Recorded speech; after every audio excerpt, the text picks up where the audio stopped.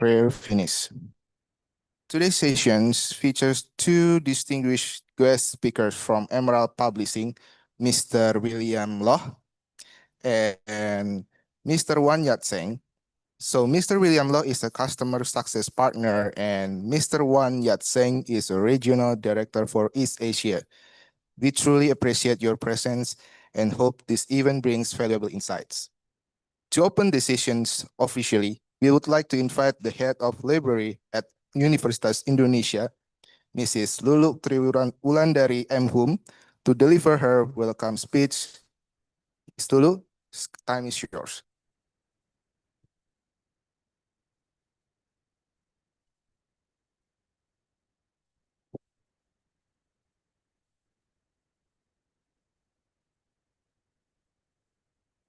Thank you. Good morning. Assalamualaikum warahmatullahi wabarakatuh. Good morning, everybody, ladies and gentlemen, distinguished Mr. Wan Yat-seng and Mr. William Loh and Mr. Ardi Chandra to coming here.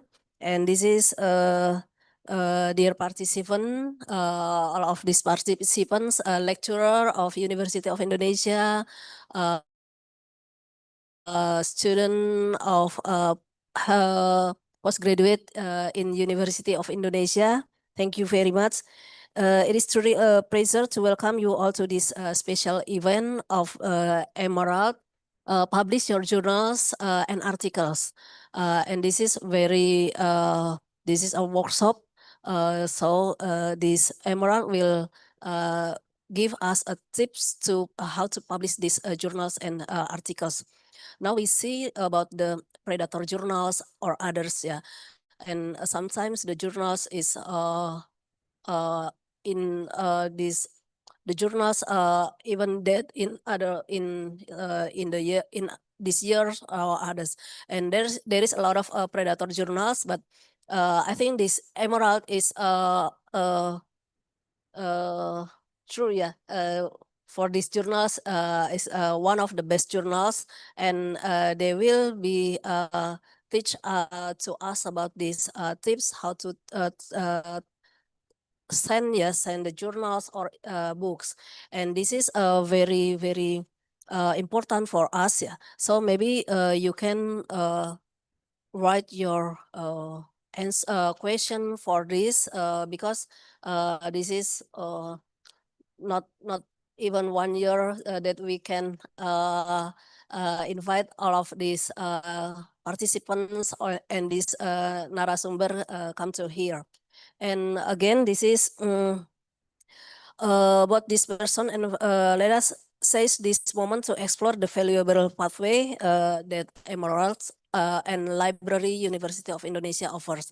I think this is time for the William Loh and Mr. Wan Yat-seng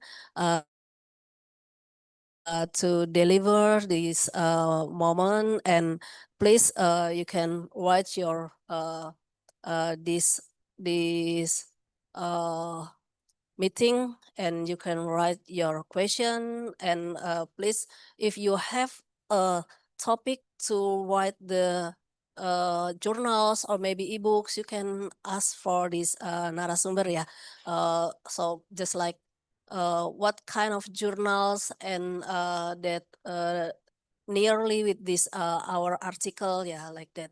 Okay, thank you very much for coming here, and we have online, ya. Ada berapa, Pak Maruf? We have an online in the Zoom meeting, so I hope you can enjoy this for this meeting. Okay, thank you very much. Assalamualaikum warahmatullahi wabarakatuh.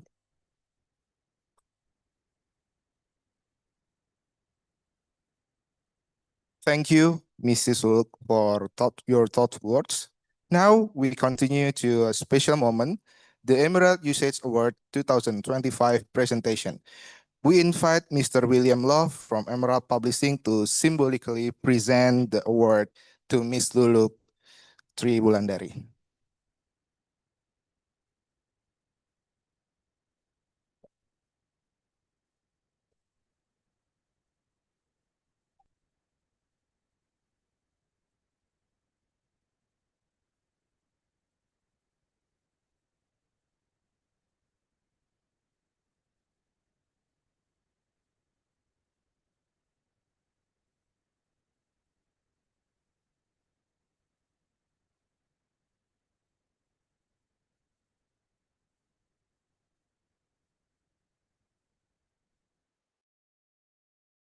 Okay, thank you very much. This is Emerald Publishing High Usage Award to 2025 Universitas Indonesia, ranking number 10 in the worldwide. Ya, jadi ini Universitas Indonesia merupakan user tertinggi nomor 10 di dunia terhadap jurnal-jurnal Emerald, karena memang jurnal Emerald ketika jujur ya kemarin kami ini putus insya Allah putus sementara, tapi kemudian jadi banyak sekali masukan yang kenapa diputus karena memang Emerald jujur tentang sosial ini banyak ya Pak, dan kita memang mencari jurnal-jurnal sosial yang berimpact tinggi itu agak-agak susah dan memang harus mencari, dan Universitas Indonesia ini alhamdulillah tahun ini juga makin naik rankingnya di dunia, masuk ke 200 besar dunia.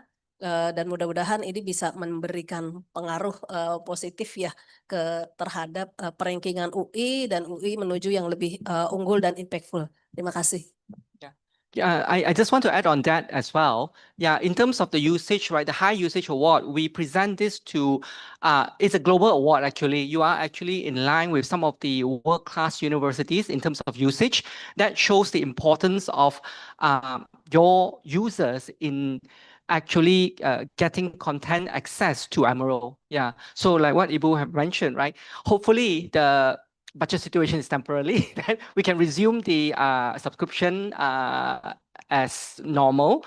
Then I think the users will benefit from it as well, because the principle of you as a author or researchers writing for Emerald or any journals, right? The more familiar you are, the more that you use the journal, right? The more chances, the better chances of it getting accepted actually. Yeah. So yeah. Thank you. Thank you very much.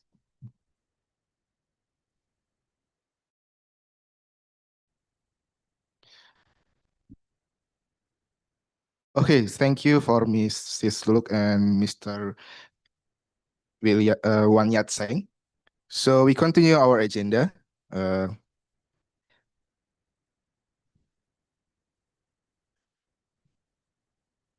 We are honored to have as today's moderator, Mr. Ramdan, a representative from I Group. And now, please allow me to introduce to our speakers, Mr. William Loh, Customer Success Partner at Emerald Publishing, and Mr. Wan Yat Seng, Regional Director for East Asia, Emerald Publishing. We look forward to hearing their insights and experience.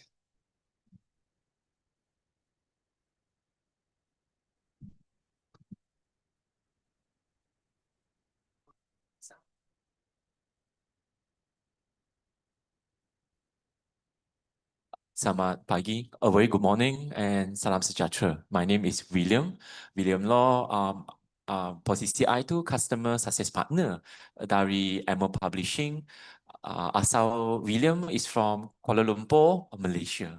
So together with us in the Emerald team, kita ada William, Pak Ewan, our business manager in Indonesia, our boss, Jakarta boss, yeah? And also juga our regional director, Mr. Wan tadi. So untuk kita, we are happy, we are pleased sebab Malaysia is the regional office untuk Southeast Asia, di mana we also support, besides Malaysia, Singapore, Brunei, we also support Indonesia, Philippines, South Korea dengan Jepun sekali. So that is just a quick one. Nah, tambah sikit, just want to add on to what Mr. Wan saying. High Usage Award.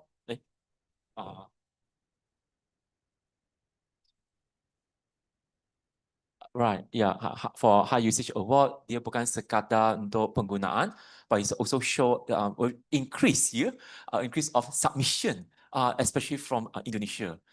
Masa kita tengok analisis tu, we were so happy and pleased to see submisi from Indonesia has already surpassed Malaysia.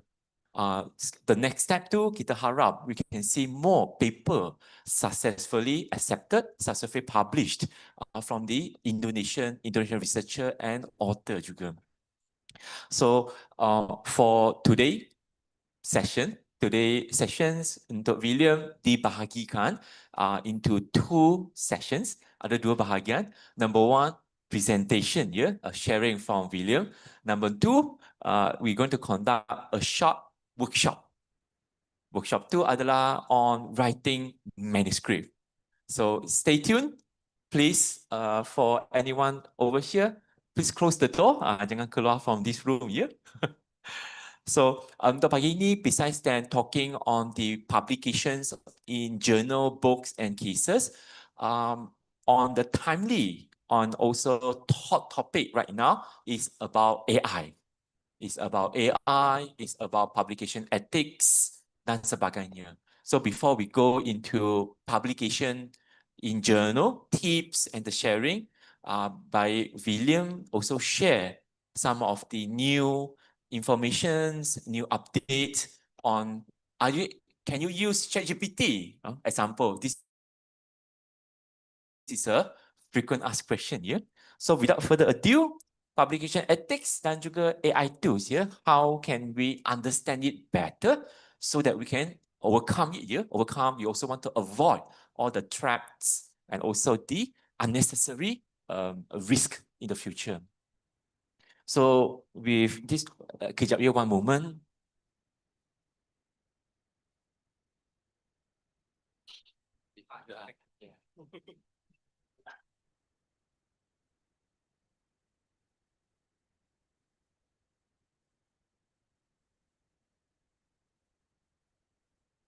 Kamera nampak kan?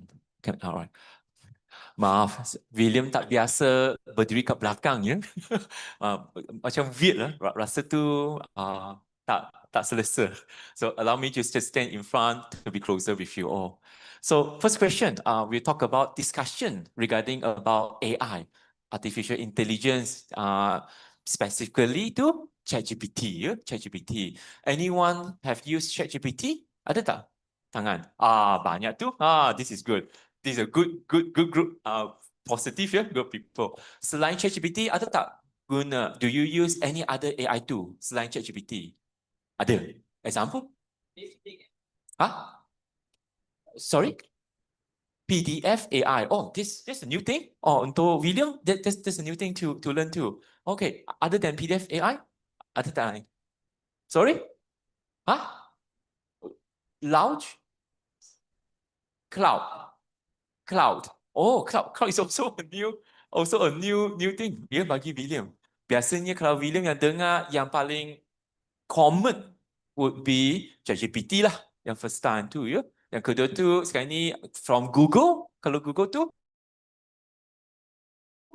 Gemini. Kalau from Microsoft, Copilot. Yes, Copilot. Kalau from China, DeepSeek. Yes. So yang kalau dari segi peer for manuscript writing, scholarly manuscript writing or reviewing, normally yang William dengar would be this 4. Thank you. First time I hear you. PDF apa dah? .ai dan juga cloud. Okay, discussions. But before that, izinkan allow William to talk about ChatGPT sikit. William is not a spokesperson for ChatGPT, William spokesperson for Emerald. Tapi one question, ChatGPT as author, a question for all of you. Who remember? There is the first paper published dengan author dia is ChatGPT. Anyone remember when was the year? Ataupun artikel ke, ataupun journal ke, ataupun subject?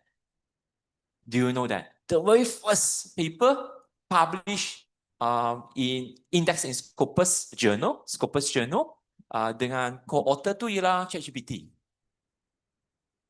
Anyone ada tak? Tahu? Tak. The first one, The first one, author with ChatGPT that published is in, okay, merah tu tak nampak merah tak nampak. 20 December 2022. 2022 tahun dia. December 2022. So it's published in Nurse Education and Practice Journal. The article title is an editorial article, Open Artificial Intelligence Platform in Nursing Education. tools for academic, is it a progress or is it a abuse? Here, yang artikel ni is authored by two authors. Number one, the human author tu Siok Han O'Connor lah. I'm sorry, I may not able to pronounce the first name here. Siok Han O'Connor. The second author tu ChatGPT. Yeah. So, and this was published in December 2022. When this article was published in the publishing community, it get viral sangat. Not only for the nursing community, but also for publishers, for journal editorial reviewers. Everyone got viral. Kata, wow, first article with ChatGPT. How can it happen here? That time we cannot think about this possibility. Tak pernah fikir about this particular possibility. It went viral, and since then a lot of discussion, changes, and guideline has improved since then. Okay, the second questions, if I may ask, paper ni 2022 publish here, publikasi tu tahun 2022. Sekarang ni Julai. In bahasa Indonesia Juli. Juli. Juli. In Juli 2025, dah 2 years, 3 years lah, 2 to 3 years sekarang ni. How many papers do you think? Make a guess, yeah. Make a guess. How many papers has published so far with ChatGPT as author in Scopus Journal? Let me tanya sekali ya. Let me rephrase again. Make a guess. How many articles has been published dengan author tu ialah ChatGPT in Scopus database? Just make a guess. Sir, would you like to make a guess? 50? 50 ke 15? 50, 50, yeah? 50 around that. Anyone want to make another guess? 100? Oh, okay. This group too quite group Universitas Indonesia too quite down to earth here. Other groups too will say about more than 100, more than thousands. About it got viral. Let me surprise you all, yeah. Cuma 3 sahaja. Cuma 3 sahaja. So far, as of 2 days ago, on Monday, masa I went to Scopus database and check it under the ChatGPT as author. Sekarang ni cuma 3. Only 3 article has been published, listed, ChatGPT with the as the author. The first one, which is the first article, as of this week, dah mencecah 359 citation.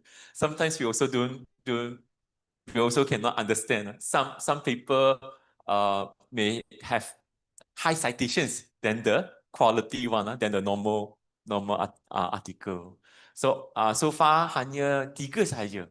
Only 3 article published in Scopus database that has ChatGPT. Tapi when we check in the Google Scholar, we can see more lah. Kalau Google Scholar, you can see the list sangat panjang, ya, sangat panjang. So a question to all of you, why we are only seeing 3? Kenapa kita nampak 3 sahaja so far? Sorry ya, bahasa William tu bahasa Malaysia je, not bahasa Indonesia. Sebab, okay ya, sebab I nampak all the eyes or they're confused. So questions, why do you think it's only 3 so far? And at the tanya dah, would you want to give it a try? Why is only 3? Yes.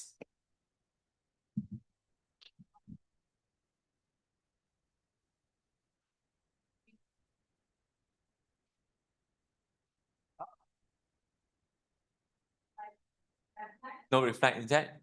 Very good. Basically, that is my next slide lah here. Thank you for the great answer. Yes, because of since the use of AI as the co-author emerged into it, the publication ethics teams seriously look into this category and find out, can it be allowed? should it be allowed or shouldn't it be allowed here? And kalau tak allowed, what is a guideline? And since then, with the new guideline introduced, there's only 3 so far published here in Scopus. And about the guideline, which is this COPE. COPE is a body, international body that promoting integrity in scholarly research dan juga ethical publication. Siapa tak tahu what it means COPE? I give you a chance, you can Google lah. You can open your handphone or your laptop. Kalau ada, you can Google. Apa dia COPE means? Anyone knows? COPE, tak ke? Indonesian group are quite shy, quite shy, tak berani nak bersuara. COPE stands for Community on Publication Ethics. Yes. So fun fact, nak beritahu, in the publishing company, there's actually no law, no law that govern what is the actual publication guideline and legal actions. Yang govern Elsevier, ScienceDirect, Taylor and Francis, Amaro, TNF, Springer is actually based on publication body such as COPE. So Committee on Publication Ethics is an international independent body that check publisher. Sama ada publisher ni, is it ethical, is it a responsible publisher, ataupun predatory, ataupun yang ada niat yang jahat, and so and so. So all the international publisher, all the top publishers will follow COPE. And this is the COPE guideline. William tak akan baca. To me, it's boring. So I highlighted it. Easy for us to read, to follow. Untuk yang merah is do not follow lah. Cannot use here. The blue one is okay. So AI2 cannot be listed as author of paper. Kenapa? Why? Why we cannot list AI as the co-author? Because AI2 cannot be responsible. They cannot take responsibility. They cannot take action against. They cannot be taken any copyright or licensing issue. Even AI, contoh ChatGPT also, cannot declare any conflict of interest to the journal, to the community, to any other being. So because of that issue, AI cannot be listed as author of the paper. However, akan tetapi AI2 can be used in writing of manuscripts, especially for the proofreading or for grammar, spelling mistakes dan sebagainya. If all of us, let's say author here, William is writing lah. If you are using PDF, PDF AI, using PDF AI, or I'm using ChatGPT, if I use it, where do I need to declare? Where do I need to declare? If you use AI2 as a responsible author, we need to tell the journal here, kita kena maklumkan to the journal what AI we are using, where we are using, why we are using it. We have to declare it. So AI2 can use for spelling mistake, for grammar mistake. So it has to be transparent. You have to disclose it on how the AI2 is being used and what is being used. Yang ini guideline from COPE. After that, every publisher, Springer, Amaro, Elsevier, also come with our own guideline. Our own guideline. Amaro guideline lah. Again, too long, too long. Jangan baca. So let's go into red and blue. Too long. So in Amaro policy, we adopt the same, sama dengan COPE, same thing. But we explain it in detail. Example, if you're using the AI, all the AI tools or the usage must be flagged, must be clearly mentioned, must be transparent to the journal and the journal editorial team. Di mana? The methods and acknowledgement. So in your sessions number 3 or chapter 3, whichever year, or at the end, after the reference, before after the closings, before the reference, under the acknowledgement, you may want to include the use of AI either in methods ataupun acknowledgement. So what do you need to write about? You need to write about the AI tool, the software name, the procedure, what version was it, and what are you using it for? Penggunaan tu dari segi apa dan mana. Yeah? So all these things has be mentioned. So once you mention to it in the submission portal, journal editor ataupun reviewer, kita akan pick up. When we pick up that, then we will check. Oh, is it only using for grammar, for spelling? Ataupun you're using for the whole manuscript. So the journal editor, the reviewer, such as us, we will also check it out later. However, if you're using it for improving spelling ataupun grammar mistakes, you do not need to include it in the method or acknowledgement. Tidak perlu. Tetapi this is a bit gray area. I give two scenario. Scenario pertama, if I'm using ChatGPT just to paraphrase 2 paragraphs in my introduction.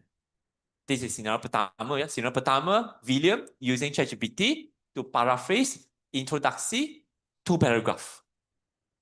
Scenario kedua, William using ChatGPT paraphrase 8,000 words, the whole manuscript.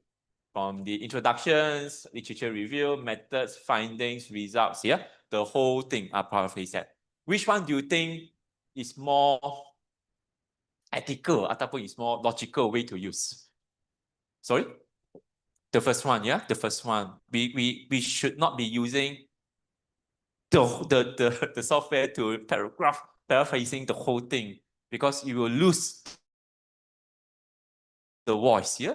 The author voice, the discussions, when you paraphrase, it lose the author voice, the author argument, and even the findings and contribution. So if you want to use it responsibility and ethically to be safe, then use it in a certain paragraph or certain session sahaja. Yeah. Again, Emerald also say the same thing dengan COPE.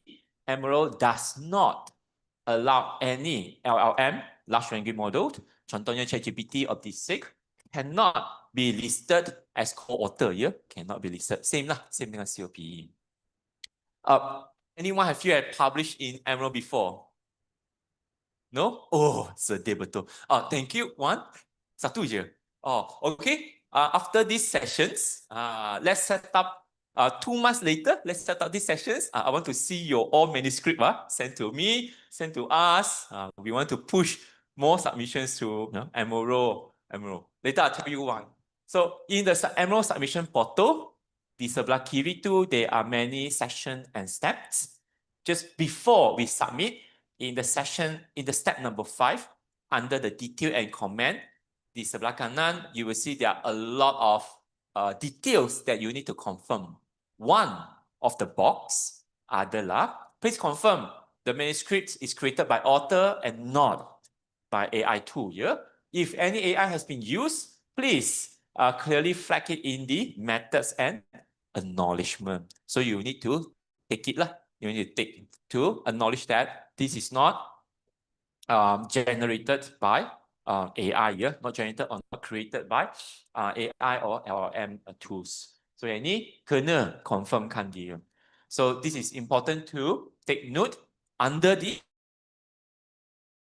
submission portal. Once you take that, or if you have using any, you can mention either in methods, acknowledgement, ataupun if you do not want to put indices too, you can also you can another consideration is also put it in the cover letter. So you can also mention in the cover letter to the journal editor. Yeah, tapi that cover letter normally reviewer are not able to see it, hanya editor sahaja. So for me, I'll prefer everyone to mention that under the methods ataupun acknowledgement. Yeah. Okay. Again, yeah, ini very long. This on the left-hand side is regarding about the generative AI, the usage, how it's being used, what is permissible and what is not. Yang sebelah kanan is about peer review. Any one of you is also a reviewer? 1, 2, 3, very good.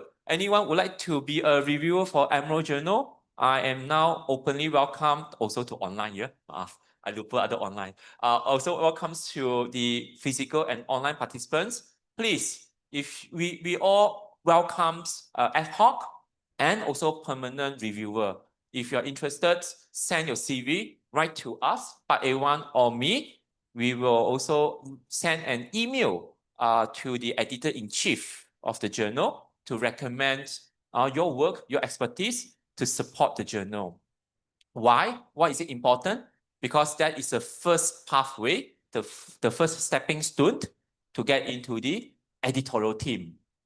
Being a reviewer not only helps reviewing and writing, it also shaped your pathway to be the editorial member here for the particular journal, especially in Emerald. So to be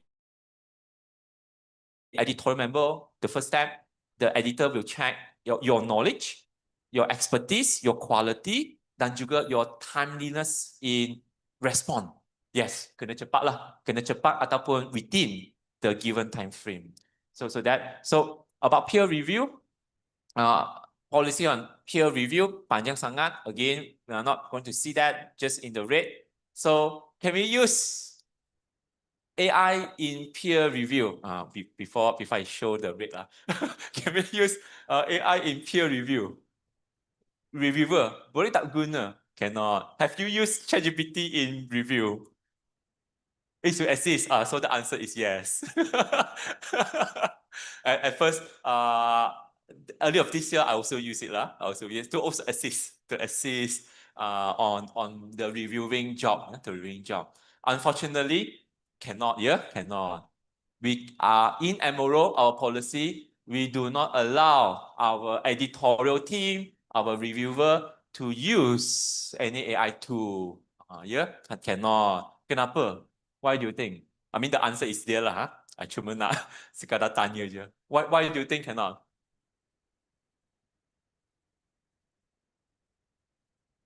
Yes. Similar to that, we normally call it the privacy data or also the confidentiality data. The first one, yeah, confidentiality. In Emerald, Emerald belum is not big enough to buy over ChatGPT, yeah? Belum lagi. So ChatGPT is still an independent big company in US, Emerald in UK. So ChatGPT is not owned by Emerald. We do not have the access to their database here or their copyright. So for all the manuscripts or review that use any AI tool, all the confidentiality ataupun the data set, we cannot control. So if we were to submit to DeepSeek, ChatGPT, all this information will be there. So we do not want all this copyright issue or legal issue come back later. That's number one. The number two, do you believe ChatGPT or any AI tool here give you 100% of correctness? No. Always give me rubbish. So yes, you see, biasness in the data set, tak reliable. The reliability of their ability is also questioned. Some may even generate a false, flawed, ataupun inaccurate result. So we cannot use AI tools to do for the peer review. But yes, we can use it to assist us here.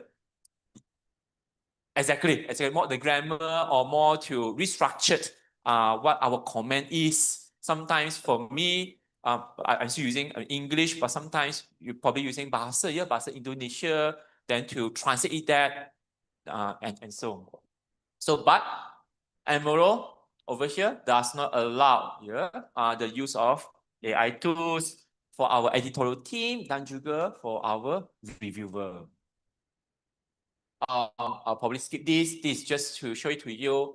Publishers around the world, how do they actually adopted AI? I will basically skip this. And this is basically talks about correction and retraction. Tahu tak retraction tu apa?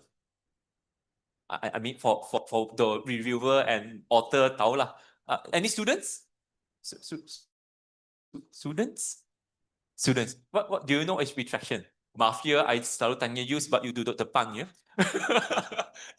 What do you know what is retraction? Tak ya. Retraction simply means the paper that published in any journal, 1 year, 2 year, 5 year, 10 years, 20 years, the paper was found error or issue. After investigation, the journal editorial team sadly decided to put down, to retract the paper. So it's a retraction process. So AI2 publication ethics is all also linked to retraction. To me, or to most of the academics, retraction is something that haunts you. You maybe sleep well, especially if you are top 2% scientists. More people want to check your work. If you're top 2% scientist, all the students will check your work. Oh, is it correct method? Correct method. No correct, report. Citation correct? Correct, yes. Reference correct? Correct, yes. So, what type of retractions are there? The first point, I got it from Wikipedia. Every of my slides, I will have link at the bottom. Kalau I welcome anyone to cross-check my slides. So you can have my slide, you can cross-check it, or you can read further from the links provided. The first one is from Wikipedia. The three of them is from the Emerald. It's a real example from Emerald. The first one, what type of retractions out there? Retractions due to unintentional error. It could be a minor, it could be a major correction. Contohnya, William manuscript has submitted. The editorial team find that I used the wrong style for reference. Instead of using APA, I terguna using Harvard. Example lah. This is a minor, very minor correction, ataupun minor revision. However, let's say the author, De Gill, De Gill. This William De Gill, stubborn, did not reply to the reviewer or the editorial, did not change it, or something like that. Then they will decide to reject the submission, or if it's being published, it may consider to retract due to this unintentional error or due to minor and major correction. Some of it. Another one, the most common one, which is a citation. You can see a few papers, top papers especially, they will have addendum ataupun appendix lah, to add on. Because some people, they say that, oh, your original paper lack ataupun tertinggal these few citations. So they add on the correction page into it. So is that self-retraction? Apa dia self-retraction? As it say, self-retract lah. Author retract your own paper. It could be due to many issues, most probably due to tak boleh nak sleep at night. William already published a paper. I fabricated, tipu I fabricated the data. For the last 2 years, I cannot sleep. I cannot sleep. I cry in front of my wife. So now, tak boleh tahan, I self-retract my own paper. So example, So, but self-retractions can also mean a lot of other factors. Example, for some, the papers accidentally submitted and published in predatory journal. Like for students, sometimes kita pun tak tahu what is predatory journal. It's not like the journal will tell me, we are predatory journal. Takkan lah. But somehow, along the experience, along my life journey, maybe my first article, accidentally submitted or published in a predatory journal. For the good reasons, let's say for the promotion reason, I don't want that paper in my CV. I don't want that to be appeared in my Google Scholar. So that is some other way to self-retract your own paper too. The others are very self-explained. Retraction of error due to, it could be a method error, it could be a data set error. Retraction due to fraud ataupun misconduct. Fraud or misconduct mainly is compromise. You could be a bias from the reviewer, bias from the editorial, ataupun the author have conflict of interest with the journal or the publisher. Retraction of ethical violation, tidak etik lah. Tidak ethics in terms of the research area is tidak etik, or or the publication itself are not ethical. The use of ChatGPT, example. Retraction over data origin or data issue. One of the good example is from Japan. The director for a research institute, national research institute in Japan, published a paper. People found out that data is not correct. After investigation, the director come out and say, sorry, we fabricated the data and it was published. So that is one of that issue. In Emerald, you can find some examples how the whole special issues has been retracted due to mismanagement. There's also issue about peer review, compromised peer review due to the quality of review ataupun due to the use of AI tools. Some reviewer, they just copy paste. I think most some of it, they copy paste from the ChatGPT and put it into a review. But it is need to check further sebab mungkin ada silap dia, So all these things also needs to check it properly. Another one that you may need to take note, which is the salami sizing. Salami sizing, if you do not know, which is the use of your original data and publish it several times, so the use of the same data set, you publish 2 paper, 3 paper, or even more. So these are some of the particular types of retractions. This is just an example. Skip this. If you do not, anyone of you pernah dengar retraction watch or follow? No. Now, if you're not, then you can go to Google and follow this. This is my first source of daily read. For me, this is I learned the new trend. I learned the new updates. I learned the new cases unfold every day, every weekend. From here, it's an independent body, not by publisher. From siapa ni? Ivan Oransky and Adam Marcus, based in the US, if I'm mistaken. There are a watchdog that blog that actually reports the retractions about scientific papers and its topics issue. If you are in the Retraction Watch website right now, the sebelah kiri on the left-hand side, you can see there's a long list. Panjang here. One of the sections is called Retraction Watch List. If you have the time during the weekend or during the traffic jam, so you can pick 1 or 2 of your interests to read. For me, if you're wondering, kenapa pula, why papers that was retracted still can attract high citation? Crazy, do you know that papers that retracted will still stay in the database? Do you know?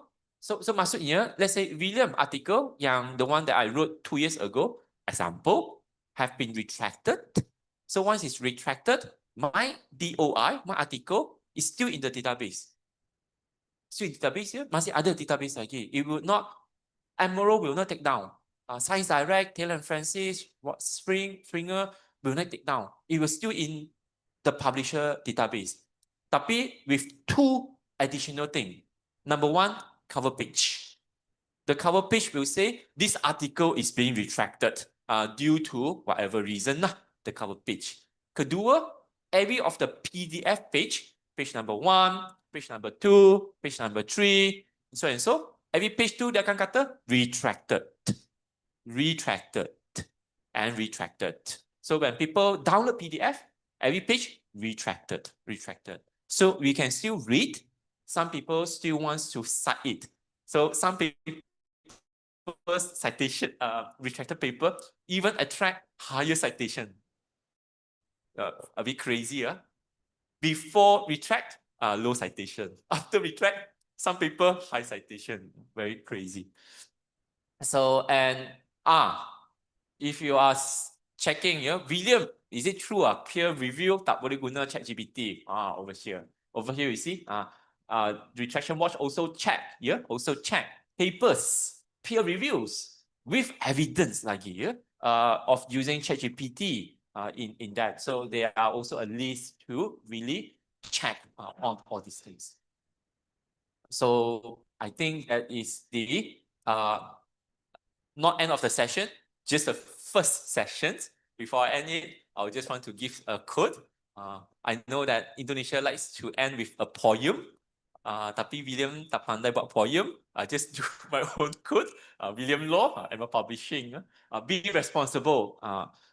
All this, it doesn't just involve you alone. It's actually affecting everybody. To give example, if I am the reviewer, let's say I copy paste the peer review using ChatGPT. I copy paste from ChatGPT using ChatGPT to review, copy paste it and send it to the manuscript, and it got accepted. 2 years later, 3 years later, we don't know how technology getting better and better. Maybe 3 years later, there is called William GPT. William GPT, example. William GPT, that is to check ChatGPT. So example in more technology advancement, and they detect the peer reviewer is using AI tool, then it will impact the author paper.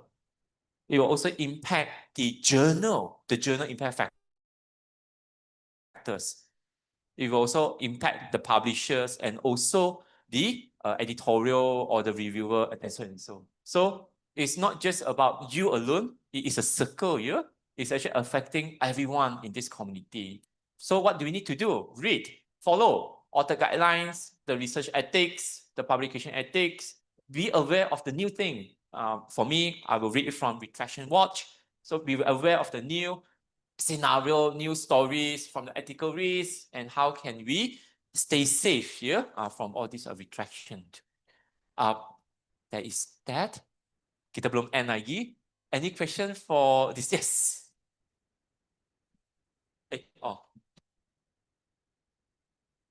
William takut tak ada question. Thank you. Thank you, William. I'm Vita from FISIP UI. I would like to ask you about the restriction, the type of restriction, especially the salami slicing, Okay. the reuse of the data for many papers. I'm quite curious, is it possible if we update the data or just use partial of the data and then update it, then publish in the new journal? Is it possible, or it can be considered as reused data? Thank you so much. Thank you. Thank you for the great question. This question happens in almost every place that we talk. Semalam kat Pak Jajaran.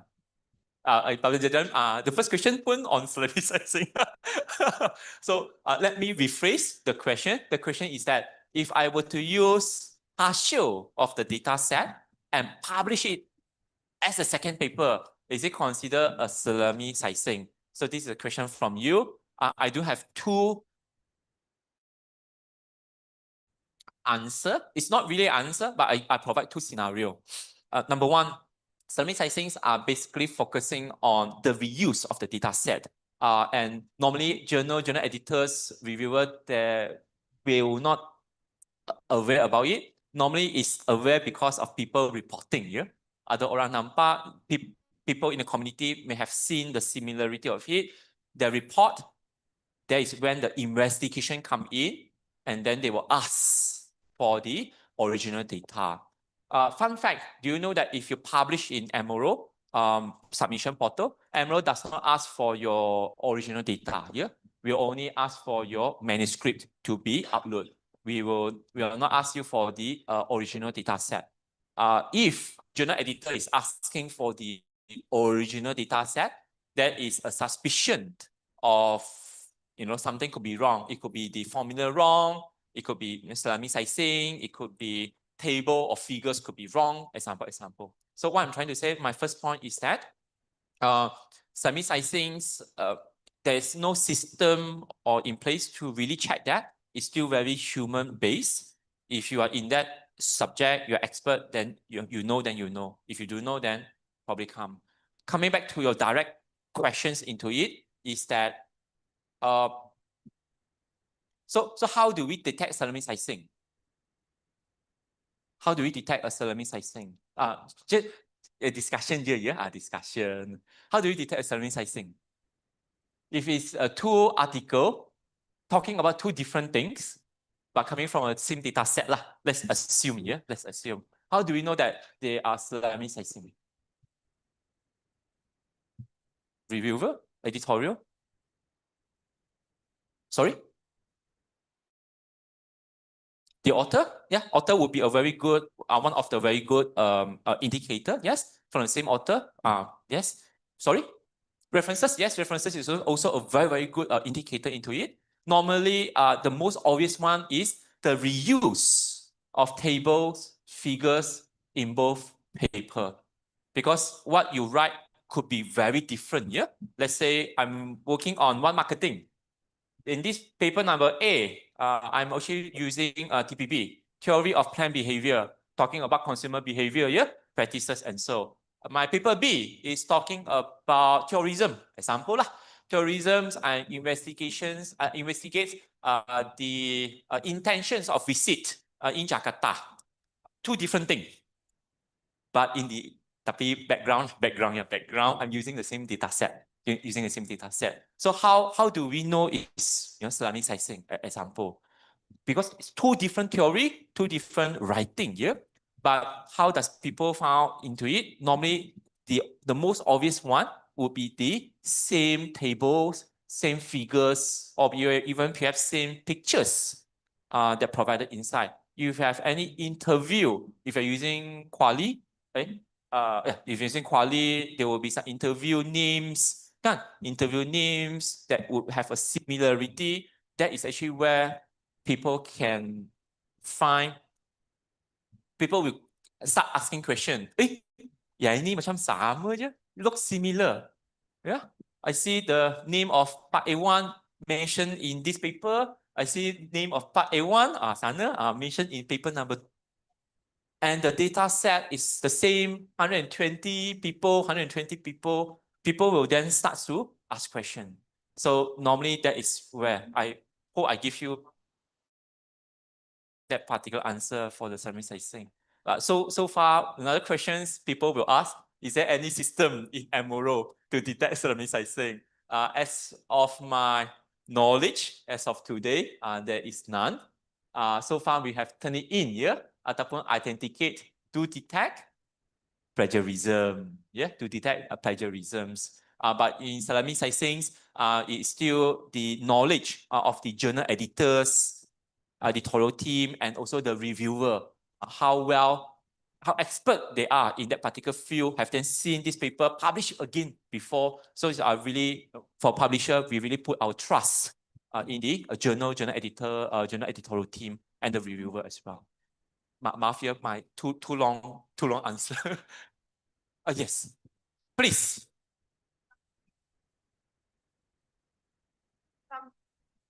I think it is, for my opinion, it is supposedly still acceptable. Let's say if one study had so many tables Yes. and too many Yes. information in one manuscript, and then we split to several manuscripts, I think it's still acceptable, right? Although the same samples and same socio-demography data and everything, Yes. is it still acceptable? This is also a frequent asked question. Normally, this is the first question, then follow up with this question. Let me rephrase. Is it acceptable to have the same data set, but we separate it into a different practice or argument point or hypothesis? is a gray area. I do not have the answer, yes or no. Personally, I do not believe there is an answer to it. I would think that it's based on the initial way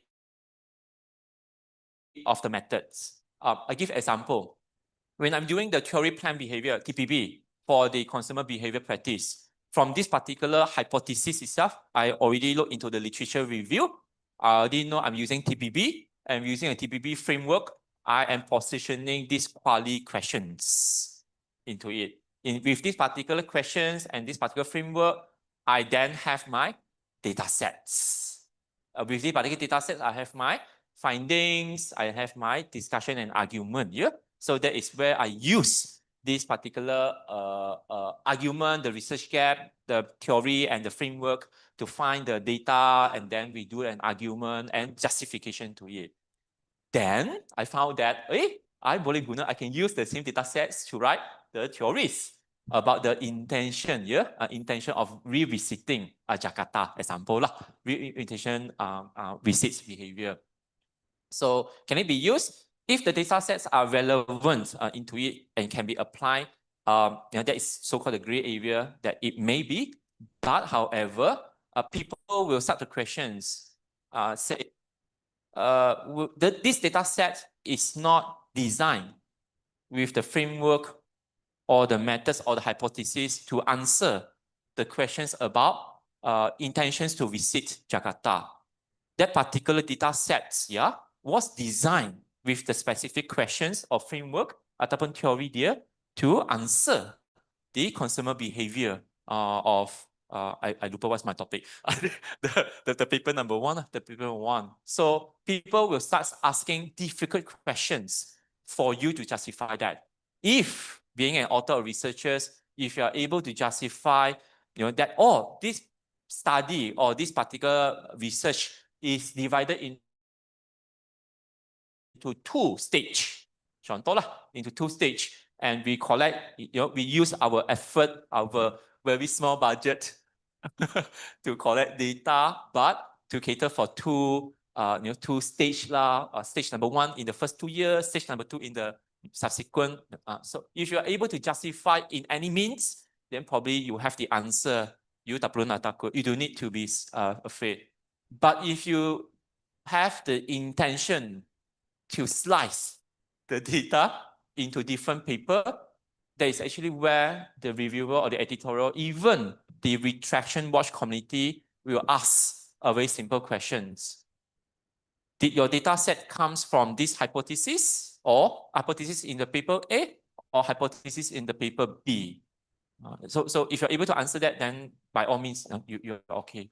But if not, please be aware how you design the findings, and so I'm sorry, I want to say I'm using more on social science punya example here. Is there any sciences, medicine, pharmacy, engineering over here? Yes. Ada? Sorry, from engineering. For engineering, it will be very different. Engineering are very direct. We talk about product. We talk about what specific methods and elements and the very specific things lah. So yeah. Any follow-up questions from here? Sorry, there's a question. Oh, sorry. How to publish a book in Emerald? Yes, there's a next session. Type of book is journal published under Emerald Publishing. If a journal published, it means the journal management will take over. How about management fee? Dr. Imami, thank you for your questions. Let me answer your first question in the next slide. For the second question, if a journal published under Emerald Publishing, does it mean the journal management will be took over? How about management fee? I don't understand. Probably I'll put it into a different scenario. We have partner from Airlangga University. Airlangga University, they have one journal from the faculty. Nama dia ASEAN Journal of Accounting Research, AJAR. So AJAR Journal is not owned by Emerald, It's from the Faculty of Business Economy in Airlangga University. So they bring this journal into Emerald. They bring this journal into Emerald. Emerald will charge yearly fees to build the journal together. If that is a scenario, will Emerald take over the editorial team? No. Emerald does not interfere with the editorial team. So the editorial team still remains with the Ailangga, the Ailangga previous editor. If they want to change the editor, then they can, by all means, they can change it. However, being international publisher, we will advise the diversity of the editorial team and also the needs for certain subject matter expert for the editorial team. We will advise that it cannot be all from Ailangga. Doesn't make sense. It doesn't make sense to be it. So how about a management fee? It is a contract-based period of minimum 3 years, 5 years. I think Ailangga contract is actually every 4 years with us. When they joined Emerald 2018, but 2018, Ailangga, the Ajar journal joined Emerald in 2018. We after 2 years itself, Emerald helped Ajar to submit to Scopus, and then it got indexed on the 3rd year. Correct, right? 3rd year. So from Scopus index, right now, as of this year, 7 years. 7 years with Emerald is already in Scopus Q1. So sorry, just a bit promotion, tapi nak explain that. Thank you for the question. Now let me go to the book and content related. That is the publishings on know-how, how to publish journal, books, and also teaching cases in the Emerald. As I said, I'm not going to touch so much about it. I would welcome workshop sessions on how to write extract. Later I'll tell you why. Kenapa kita nak tahu how to write abstract. But before that, following from the questions, publish with Emerald or only one publish, jangan jawab ya. How much do you need to pay APC to publish with Emerald Journal? Berapa banyak? How much do you think, if you can make a guess, to publish how much you need to pay APC to publish in Emerald Journal? Anyone want to make a guess? $150, $200, $500, 1,000, 2,000, 3,000, 4,000, free?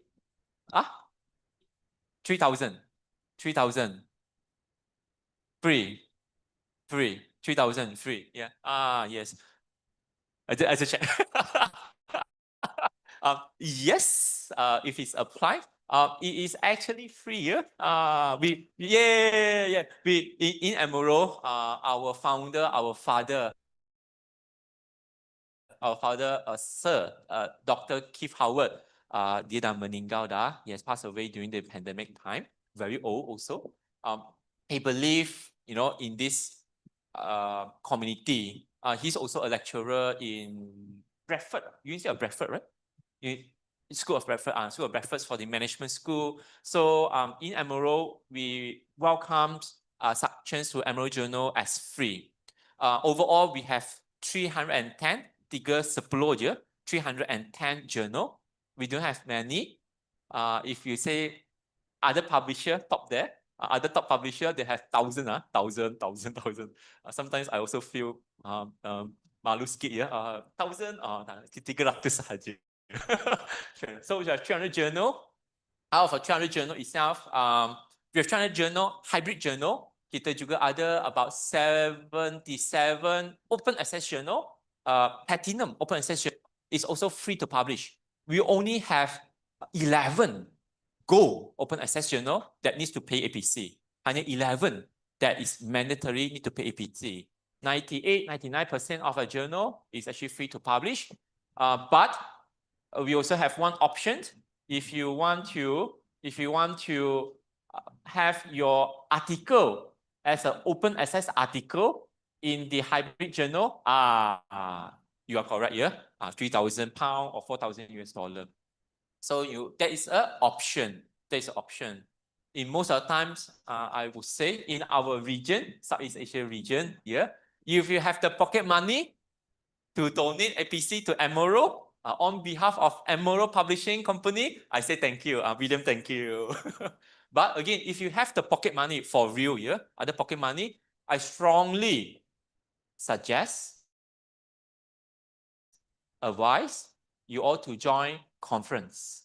Join conference, join bookshop. Have you heard about Ramaya, Prof. Ramaya Malaysia, the guru of methods, especially for PRS, PRS, SEM, and example. Join all these particular workshop. In the workshops, in the conference, you may meet publisher, you may meet journal editor. Talk to the journal editor, talk to the editorial team. What is your journal is looking for? Can I submit one manuscript to you to try test water to try and so this is to help the network. Then if you still have the pocket money, use it to proofread, send it to proofreader services to improve it. We all need that. Malaysian people also need that. Our editor-in-chief for Young Consumer, his name, Professor Hiram Ting, editor-in-chief of Young Consumers. Young Consumer is our marketing journal, Scopus Q1, ESCI Q1. His manuscript to other journal also needs to send to proofreading, and he's a editor-in-chief.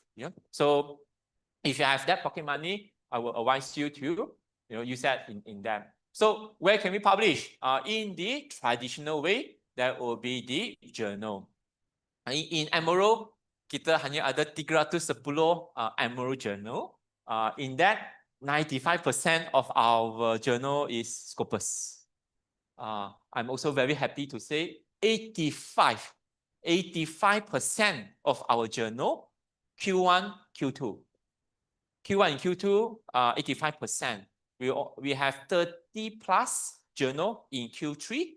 We have, I think, about 9 or 11 journal in Q4. Most of our journal is actually in the Scopus Q1 and also Q2. Free to publish if you have the mandate to publish open access. We do have options for the open access, or you can partner with European or the Australian to use the APC voucher. In some of the Euro country, US and Australia university, they have APC voucher to use. You can invite them to as co-author to publish a paper using their APC voucher also. Books, how to publish your books? Publish your books in Emerald is free. You do not need to pay. Publish books in Emerald. Books that publish in Emerald will also send to Scopus to be indexed, which is very good.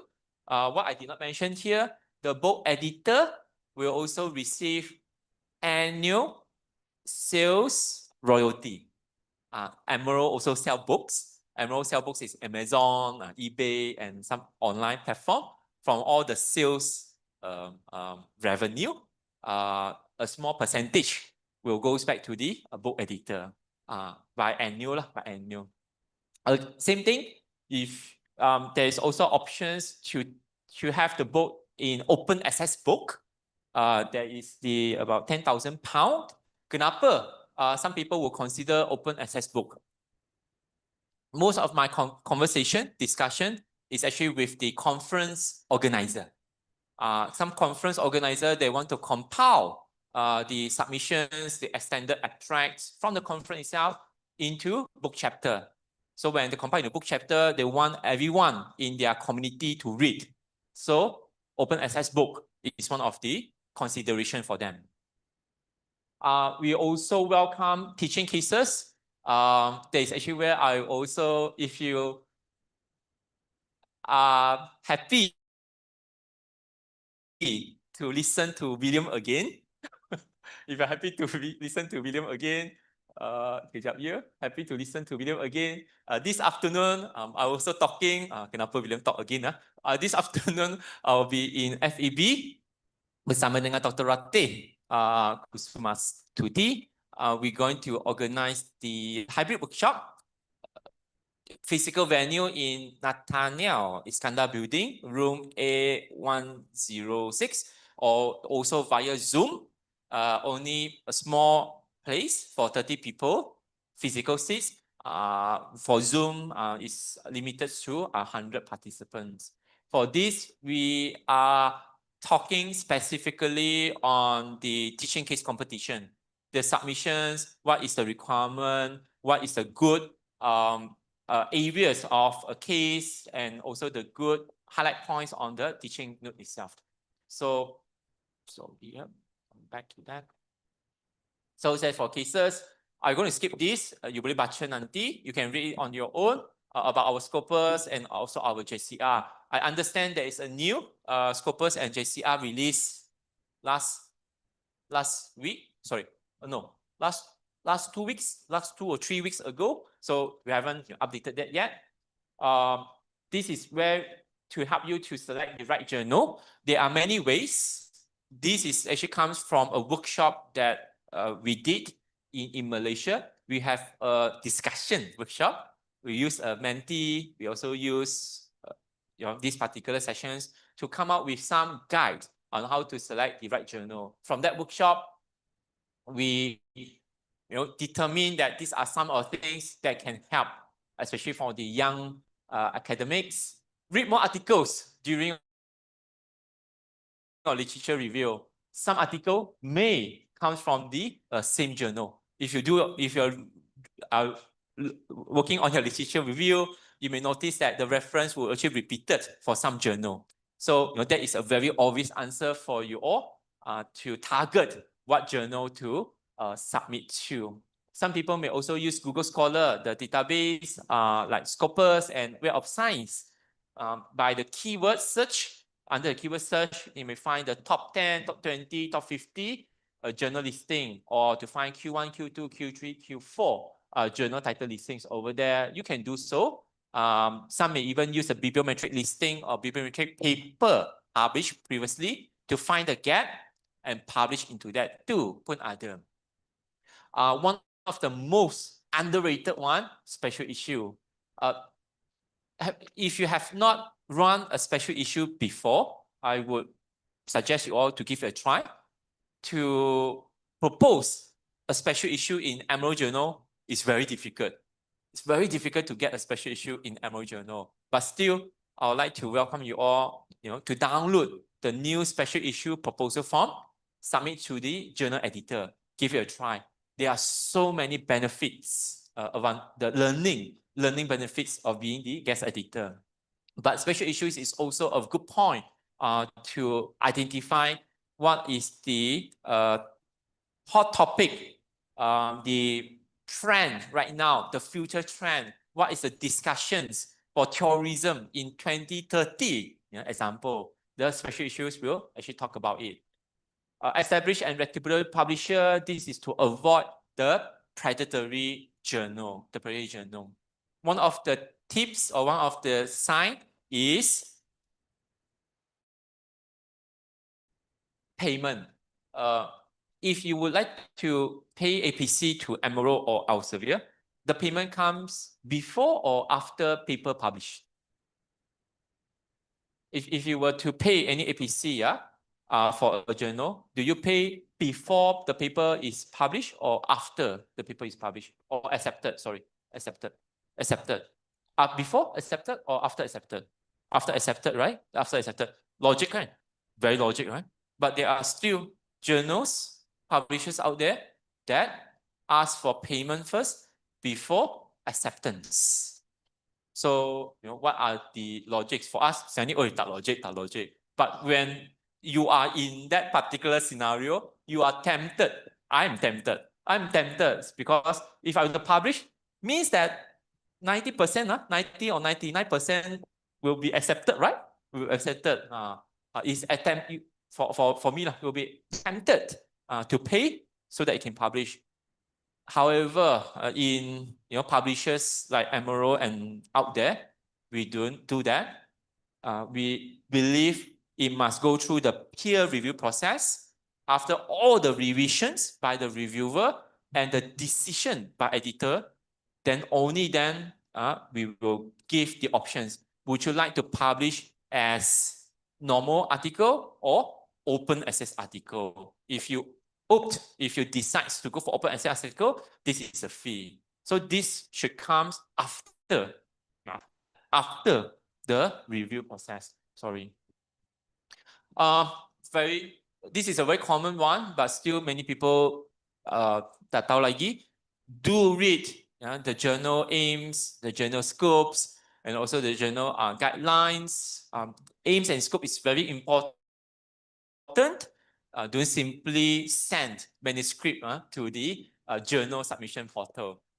To give example, it's also besides Emerald, abstract. What is a common abstract format? One paragraph, 150 words, 200 words, 450 words, one paragraph abstract. If you were to send one paragraph abstract to Emerald any journal, it will be desk rejected. It will be desk rejected. Emerald journal uses structured abstract. It's a point form, starting by the purpose, design methods, findings, originality, and value. So if you have been rejected in the first journal, then you say, oh, now I want to try Emerald journal. I submit the same manuscript without revision. Most of the time it will be rejected, yeah, because it doesn't follow the journal guideline. If I'm the reviewer or editor, normally I don't even read, because I would think that you do not even read one paper from my journal. Tak pernah baca lagi. If you have read one paper from my journal, you probably notice that it is different format. Then you would like to take the initiative to change that format. If you send that to me, then normally I also will not seriously read further. Top download and top cited, there is a reason why articles are top download. There are also reasons why articles are top cited. If you are in that particular subject matter itself, ask yourself, are you reading it, or are you citing it, or are you doing it as a reference? If it's not, why? Why are you not citing it here? So top cited, top download, read more into it.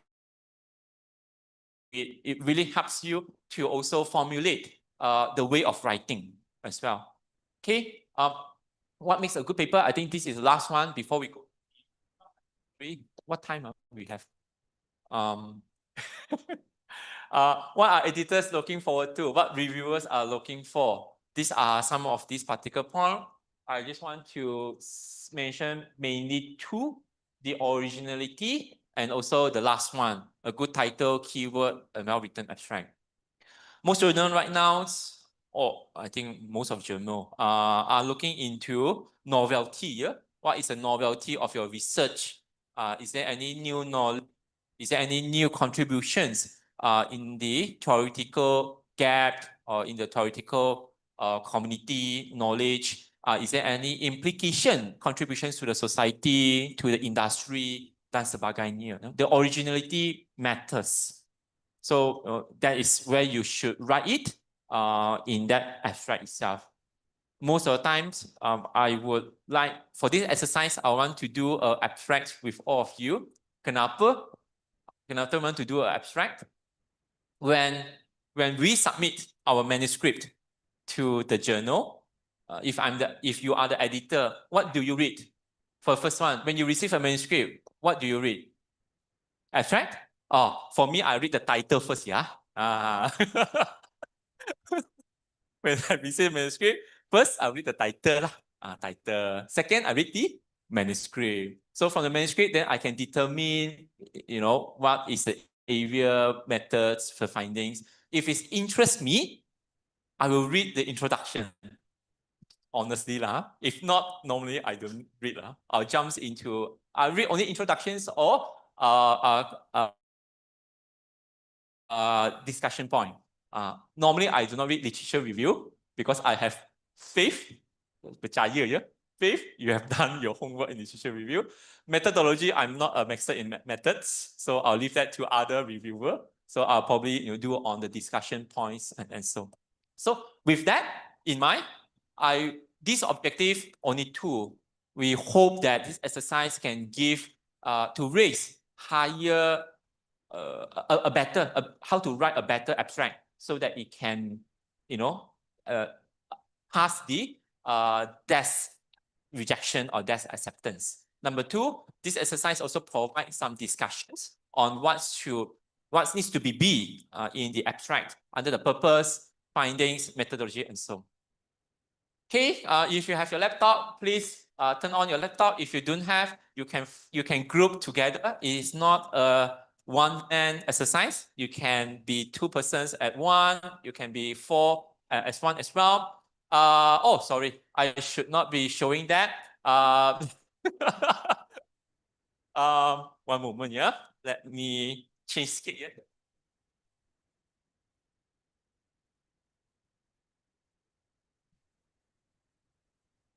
So yeah, I'll need you all to open your laptops or your tab, or you can share with other people. Go to this link, bit.ly/Emerald folder. bit.ly/Emerald folder. Once you are in this Emerald folder, you will be brought to, sorry, kejap ya. You'll be brought to our Emerald Publishing share folder here. You can read this on your own later. You can explore this later. We have more resources for books. Example, books publication, what are books that we have, cases, and journal. For the engineering, specifically for civil engineering, we also have resources over here. William, I also have curated the top cited article from last 12 months on April this year. So it's something for you, if something that you wanted to explore, to read what are the top cited from different subject area, you can also do so later, yeah? Tapi William would like your attentions on here. So once you go to bit.ly/Emerald folder, go to this folder called Abstract Writing Workshop. Under this Abstract Writing Workshop, you may find there's a Word file. Go to download this Word file. Once you have downloaded this Word file, you will be opening up this Word file. What do you need to prepare? Number one, this Word file only have 2 pages long, very short. The first page is the extended abstract. This is about 500 words. 525 is 525 words for this extended abstract. Your task, your exercise is to put in your name or your name of your group, select which journal that you think is more suitable, the best, yeah, suited for this manuscript, for this abstract, sorry. There are 3 of them. What you can do is that you can copy and Google it, look at the journal aim and scope and select whether you are, A, B, or C. Your exercise is to rewrite the 500 words into 250 under the structured abstract format. This is Emerald structured abstract format. In Emerald, we have 4: purpose, design methodology approach, findings, and originality value. If you think that there are some implications from this extended abstract, these are optional. You may include it as optional or you can just exclude it. But if it's applicable, you can also include in any of these. So once you have done this, please click on this link to upload your exercise that will end the exercise sessions. So let me just recap again. Simple. Read the extended abstract, write in your name, select the journal that best suited, and rephrase it in this structured abstract format. Yeah. So basically, once you're done, you can then upload that again.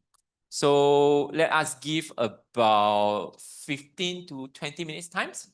10:50, 10:45, 10:45. I'll give a reminder later at 10:45. Yeah. So this is what we need to do. The only rules that William has is no AI tools. No one can use AI tools to do this homework. I would need you all to write it on your own wordings. With that, begin. Pak, boleh tak play some lagu background. Thank you. Silakan nih Bapak Ibu meringkas lah. Ya, ini meringkas. Hah? Oh, dibuka lagi linknya tadi, William. Jadi silakan Bapak Ibu buat ringkasan. Ini sekalian terutama mahasiswa ya pasca sarjana ya kan. Ini kan ada artikel, short artikel lah ya, extended abstract. Lalu Bapak rekan-rekan mahasiswa pilih bagian mana yang bagian purpose-nya. Nah, bagian mana yang bagian desain metodologinya, bagian mana yang bagian finding-nya, bagian mana yang bagian originality-nya. Lalu kemudian buat dengan kata-kata sendiri. Nah, gitu. Simple kan ya? Belajar untuk Bapak Ibu nanti ke tahapan berikutnya. Lalu pilih jurnalnya juga ya, jangan lupa pilih jurnalnya setelah baca, pilih jurnal yang tepat-tepat kira-kira yang mana? Yang dengan dengan jurnal tersebut, artikel tersebut. Sudah ya? Oke, jangan malu-malu, ini nggak ada yang salah, yang nggak ada yang benar. Silakan mencoba, nggak usah malu, silakan diupload. Kalau sudah berhasil, bisa kerjasama dengan sebelahnya, bisa sendiri, silakan.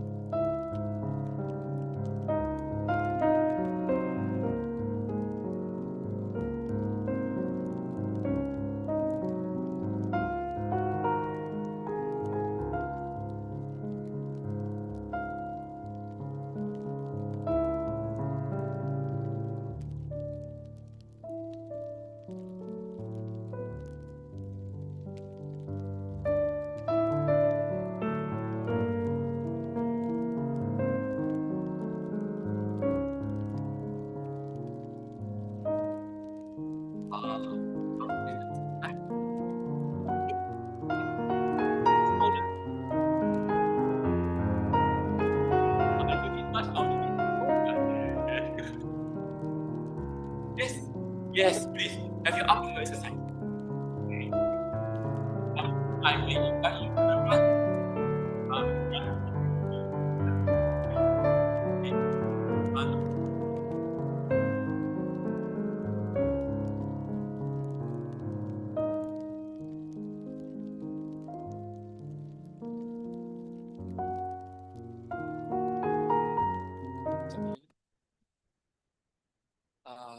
Which one is one?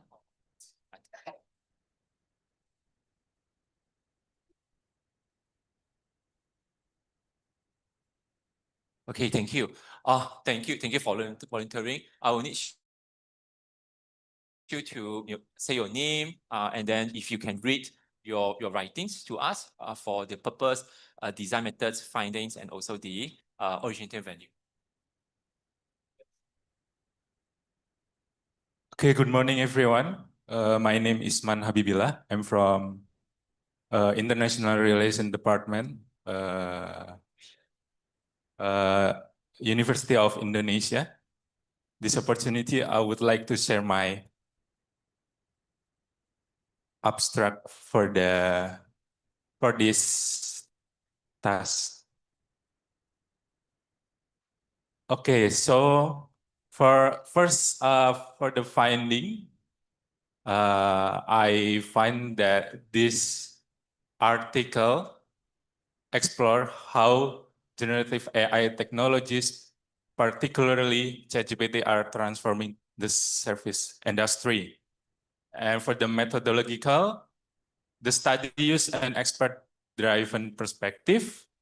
It draws insight from 11 specialists in service management and information system, alongside a comprehensive review of existing literature and industry practice.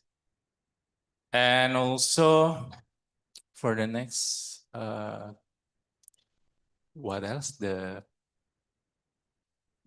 I'm sorry. The first is the objective, the purpose, and the second is the methodological, and the third is the finding. So the article highlights significant challenge and risk. One concern is the potential loss of the human touch in service interaction, as over-reliance on automation can security issues are also paramount, given that conversational AI handles vast amounts of personal data, raising questions about compliance and ethical issue. Another risk is algorithmic bias, where pre-trained models may unintentionally replicate social bias, leading to unfair treatment of certain customer segments. Moreover, there is a danger that user might overtrust AI-generated content or misuse the technology to spread disinformation, both of which could damage reputation and public trust. And the last, okay, the originality of value, the article position itself say that chat, I'm sorry, chat, okay.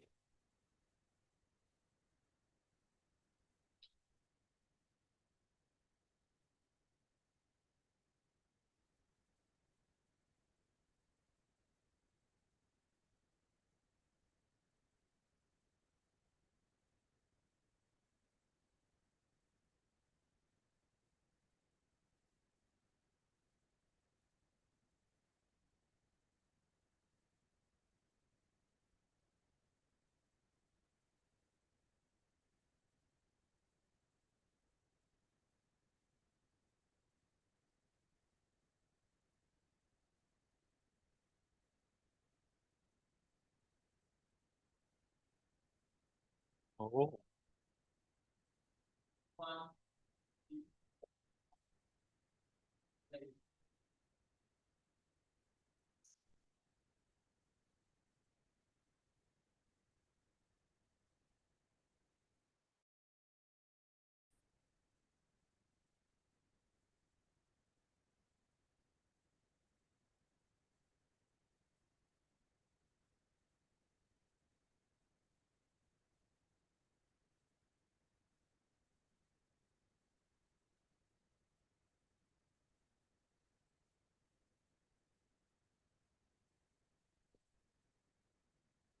Apologize for technical. Right. While waiting for that, right, there are something out of my mind to actually pointed out that the number one, I'm not sure, is it going to be 250 words? I did not count that. It looks okay, or probably it looks a little bit more than 250 words. The first point that I would like to, if uploading, right? Already upload lah. Oh, so fast. Mana dia?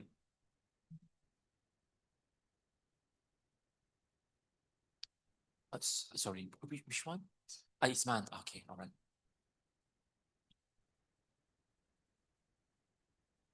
Okay, right. One question, Isman. Why do you select Journal of Service Theory and Practice? Oh, sorry.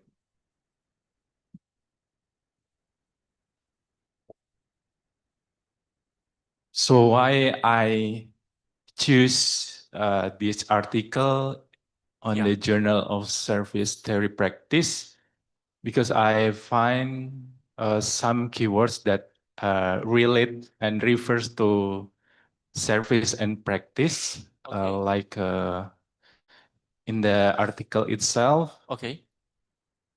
On the other side. On the article that you provide Right. about some of service. Right. Yeah. Because the keyword is Yes. service, right? Yeah. Did you go into the homepage, journal homepage, and have a read? Not yet. Not yet. Yeah. Oh, okay. So it's only based on the keyword. Yeah. So you choose like that. Yes. Okay. The answer is yes, correct. It's Journal of Service Theory and Practice. As a matter of fact, this article is a published article. We are actually using a published article later. So I will show you the published paper later and how it's actually right. Over here, I want to say thank you. Thank you for the exercise. You're welcome. If I may, my comments are 2 cents or one Sure. comment. Please. Just to provide some reference for our learnings here. The number one, I think it is the purpose. So this is the purpose over here. The first thing, I think the purpose is too general and too short.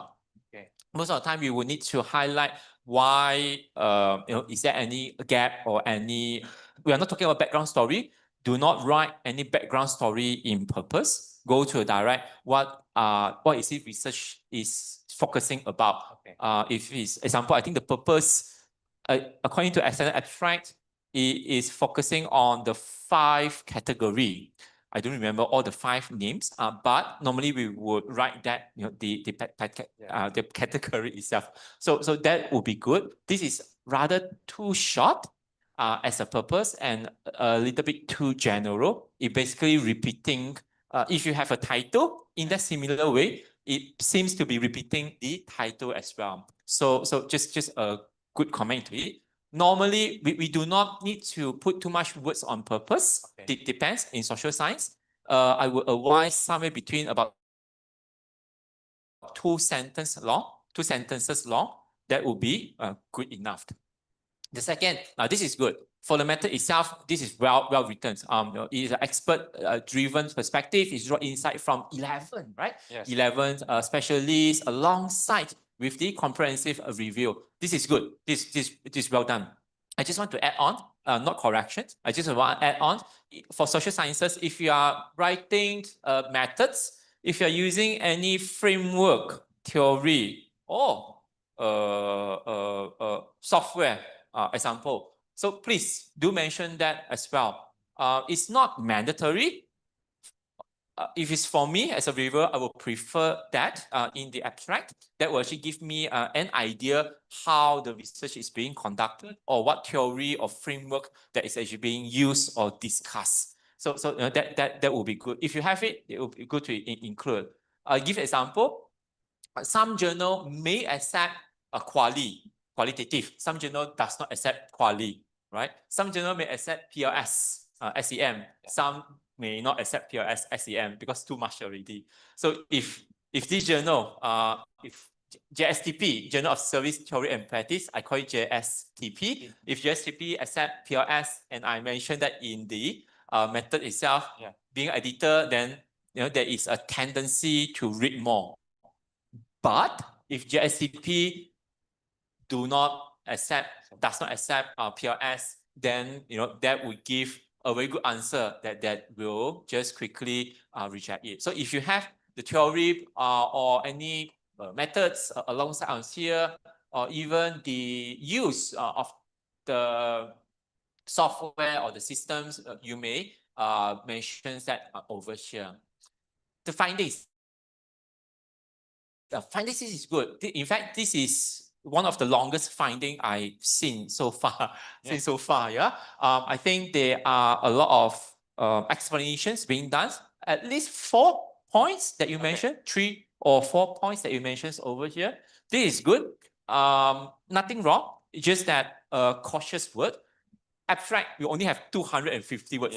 Sikit sahaja. So we have to play careful with the number of words count. So if we use too much on the findings, we are actually sacrificing other sessions. So over here, this is okay. But if we can only focuses on the key point, that is the priority. If you have more word counts to play around, then you may invest into it.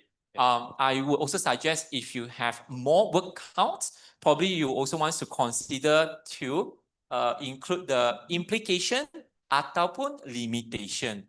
You don't necessarily need to elaborate too much on the finding. Just a key one, the one that answered to your hypothesis or to the evidence that you have got in, that would be good.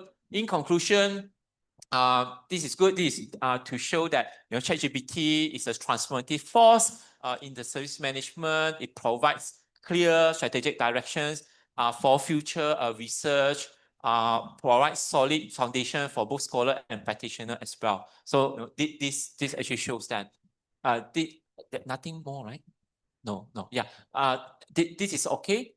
Just another tips, something that probably you would like to also take note.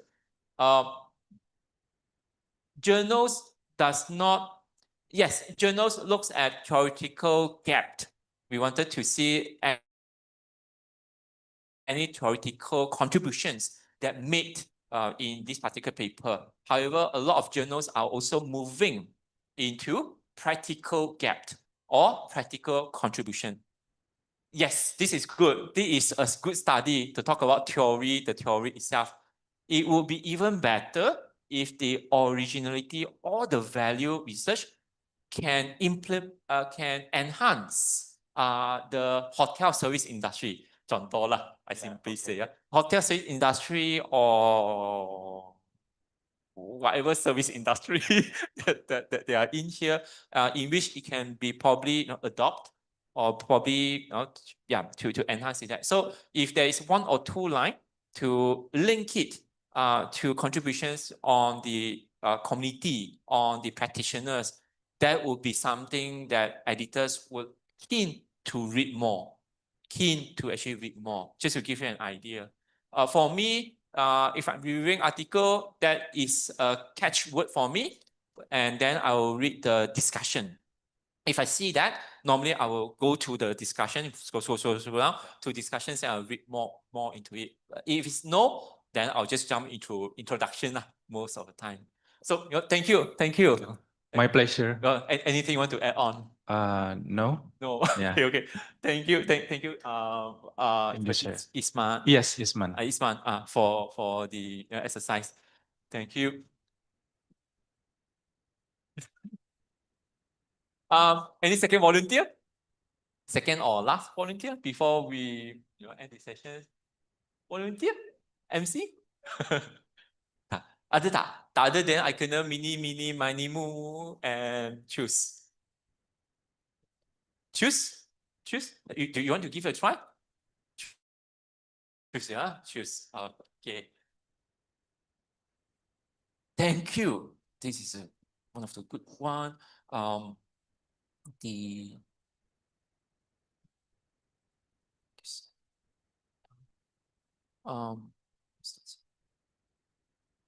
I just probably take the first one. Can I invite Judy Astuti? Is it correct? Oh, Prof. Sorry? Yeah, that's you. Yeah. Wow. Oh, I particularly like highlighting. I don't know why, but I really like myself, highlighting this is a quite structured thing. Can I pass the mic to you? One moment, let me just scroll down. Oh, Yes. yes. Yes. Just scroll down into here. If I can get you to to present your name and also why you select the Journal of Service Tourism and Practice, Yeah. and also the purpose. Okay, thank you, William, for inviting me up here. I'm still learning. I mean, I've been publishing severals, but every time publishing a manuscript is always a learning journey. So thank you so much for this opportunity. So I came to this part at the last. So can I go through first the purpose and everything? Because this is not my area. My name is Yudi. I'm from Nutrition Department, Faculty of Medicine, Universitas Indonesia. I'm not a doctor though. I'm a nutritionist. So this is a very new topic. So that's why going through the abstract is helpful to understand where to go with all of this alien journal to my field. Okay, so when I initially would like to copy and paste, but somebody screamed, please do not copy and paste. So because of the short time, so well, this is the best I could do with short amount of time. So I just basically transform a bit on the structure on why or the purpose of the study. So I take note on those comment you gave to the first volunteer, because this is very broad, you said, and it doesn't show specific information. So I took note on that. And then with the design, I directly going to copy and paste again, but then, okay, let's do a little bit restructuring of the sentence. So expert driven for me is the design. So this is like a Delphi techniques perhaps in qualitative study using an expert driven. So purposively, I believe this is a necessary terms that we can use in this section. And the number of the specialists needs to be mentioned and who they are. They are coming from the service management and information systems. And on top of these interviews, they mentioned about comprehensive review on existing literature and industry practices. So I feel that this is actually the essence of the methods. The findings was actually the second sentence in the abstract. So I pull the 5 domains that was addressed, and as a structured person, I need to number because it mentioned 5 domain. So I put the number, do it in sequence as it is presented in the title. And then all the highlighting that you saw was actually highlighting what are under service marketing, what are under customer service experience, and so on and so forth. So I try to highlight that, and they mentioned that in the abstract. And then I feel that this is self-explanatory as a finding, so I don't go detail on the explaining what is 1 until 5. But then it came to the next point where they raise about opportunities and challenges, something like that. So I feel that the challenges is the concern, so that's why I try to simplify. Maybe it is not successful, but it raises some concern related to, they mentioned like, you are being dehumanized. So I use the term here, dehumanization of the services, because service industry should actually have like, face-to-face interaction. So maybe that is the humanization. So I use that term. And then they mentioned about privacy, security on the personal data. So I just try to lump them all as privacy, security, and ethical use of the personal data. And then there is an issue of algorithmic bias that will lead, what is attracted to healthcare professionals like me is that it will lead to unfair treatment. So I pick that. There is a review bias in this case, perhaps. And over-trusting the use of the technology, I highlight that as the concern. And then when it comes to address of the opportunities, they mention like a lot. And this is the best way I can summary. So I can put the summary. So that's how I address. And when it comes to number 4, yeah, I think it needs further deep thinking, I believe, William. So this is the best I can also do. Like maybe this is the highlight that a comprehensive framework is necessary for combining this academic rigor and practical use of the use of the ChatGPT. Right. And that's it. When I read this, I go back to the 3 journal proposed, and I try to go to the homepage and just go through directly on the scope. And this is the fastest thing I can cover. So I believe because this is all about service, Yes. apa namanya tadi, industry. Industry. So perhaps it fits to journal B. Right. Yes. I don't know. Okay, thank you, Bu. Thank you for the exercise. Bu is saying you were from the nutrition. Nutrition department. Yes. Nutrition department. I'm also a nutrition. Oh really? Yes. Nanti graduate- nanti kita coba Coba, kerjasama. sudah lama. I graduated in UKM, Kebangsaan Malaysia. Nurimah Karim, Prof. Nurimah Karim, you know her? This time it was Prof. Ismail. Oh, Prof. Ismail. Before he retired. Okay. So I graduated in 2005. I see. Okay. 2005 that time. Thank you for letting me know that. No. I'm happy to meet that. So yes, coming back to here, thank you for this particular exercise. You have actually explained even what I wanted to also say, which is good. Yes, journal service and stories. One thing is that because the Q is service, and this, as I also mentioned a lot of times about services. Hence, this is the best. After looking at the journal aim and scopes, this would be the best, and this is actually correct. For the particular purpose, it's very similar. I think this is a little bit too short. Into it. I think another one sentence to talk about the focus area would be good. So this study is to understand. I don't think it's just to understand only, but it's also to investigate or to review the literature and the industry itself. So that particular sentence can also be included. Same thing, design methodology. This is good. Nothing much to talk about. This is exactly what the abstract is talking about. And the findings is okay. If you do not want to mention the 5 domains in the purpose, but you want to mention the 5 domains, this is okay. However, what is the results of the domains would be good. Results of domains that would be good. Example, I think you mentioned the dehumanizations of the service, the privacy and security, algorithm bias potentials, unfair treatments. So these are all part and parcel of the results in this particular 5 domains. That is them. The one thing that I probably would like to suggest is this. In the findings, you may put this under the finding. However, I would suggest to put it under the limitation.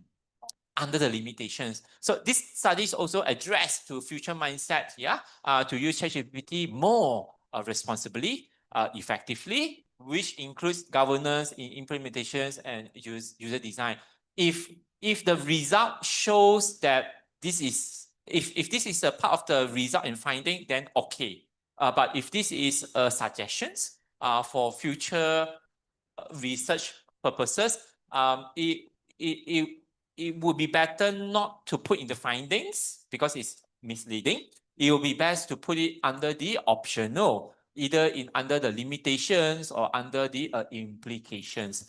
This will be good. So findings would, just talking about the finding itself. But if you wanted to explore further, it will be best not to put in the finding, but in the optional part. Original value, this is good. It's the same thing with where we need to also to mention on this particular highlight and this particular use. This is good enough.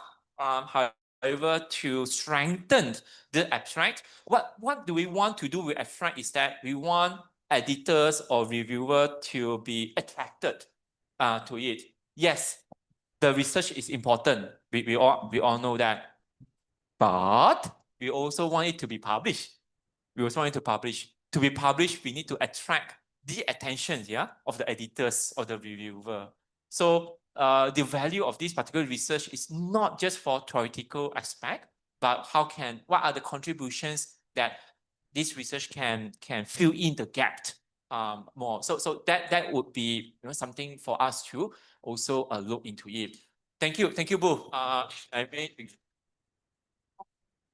thank you for the exercise. If anyone wants to volunteer, if no, then let me show you the actual article here. The actual article. The actual article, oh my goodness, the actual article was published here, yeah. The actual articles is published in Journal of Service Theory and Practice. The title of the article is ChatGPT and Service, Opportunity, Challenges, and Research Directions. The first time I mentioned to Iman, right? Was it Iman? Isman I mentioned in the purpose. If you have the second sentence, it may overlap with the title. Yes, I did not ask you all to come up with title. However, if you find that the title is the same with purpose, you do not need to repeat again. So this is actually what I meant, because the title and the purpose somehow is overlapping with each other. So this article was published with how many authors? 11. So there are 11 co-authors in this paper. In the methods, what did I mention? 11 specialists, yes. So these are the 11 specialists that they actually interviewed each other, and then they come up with this. This is not a research paper. This is an editorial paper. Why is editorial paper? Was written by Mariana Sigala. Anyone of you know Prof. Mariana Sigala? No. Professor Mariana Sigala is a professor in service, big named in service and also in tourism as well. She holds editor-in-chief for 2 journals, one in MRO, another one in Elsevier, Science Direct's journal for tourism. So she's also the world top 2% scientist for Stanford, along with her co-authors, Prof. Uy, Prof. Gary, Dr. Eugene, Prof. Cham, Prof. Yogesh. They are also all top 2% scientists. These are also all top 2% scientists where they work all together. Your Chen from MSU, from NUS Singapore, also top 2% scientists. So if we can go, I'm not going to read this. You can have a read after this on your own, but you can see we have the purpose, and because of the paragraphing, right? You can see it's actually being written in one sentence and then a longer second sentence, just 2 sentences, which is identifying that is good enough. Over here, it also mentions on the 5 pillars, the research agenda, which is the service management, the customer experience, digital services, cost-effective service excellence, and ethical corporate digital responsibility. So why? Because this is the research agenda or the research purpose of this particular paper itself. The designs by adopting the expert-oriented perspective by 11 knowledgeable contributors in the field of service, information systems. So they examine the literature and practices and propose a forward-thinking research agenda.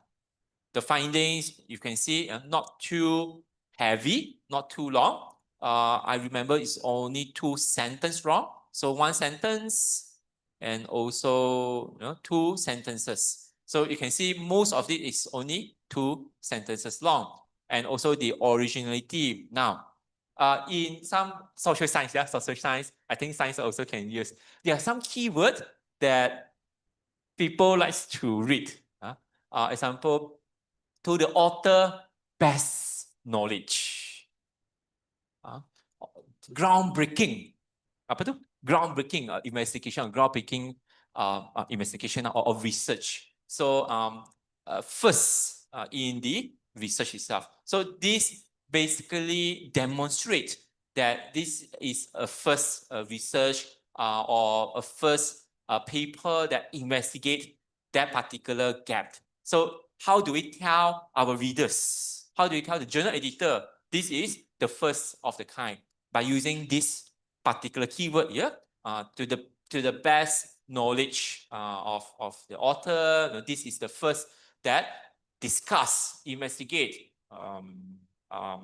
this particular area, so and so. So article introduced groundbreaking investigation. into the use of ChatGPT, demonstrated by examining the potential obstacles by applying that. So it can be subsequent studies can be suggesting in research agenda, understanding the design, the role, so that it can assist service organizations to promote better responsible services, implications on ChatGPT on service stakeholders and so. So yeah, so this one was published in JSTP, Scopus Q1, SSCI Q2, SSCI Journal. So this is what I use this. I need to also admit so that I can sleep better tonight. I use ChatGPT to extend it into 500 words so that you all can perform this particular exercise. From that, I would like to end these sessions by saying thank you. Before I move on, as I said, we welcome mouse not working. We welcome discussions, collaborations. If you have any thoughts to write for Emerald Journals or to be our Emerald Journal reviewer, you wanted to know about how the review process works. So we have a diagram about this, also about cases. We have one in Faculty of Economic and Business later this afternoon. You'll be hearing me again if you're joining that.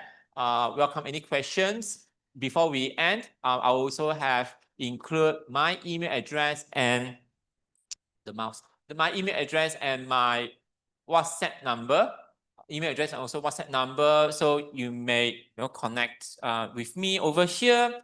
And I think part A1, on behalf of Emerald, we also want to say a big thank you to everyone in joining the sessions today as gratitude.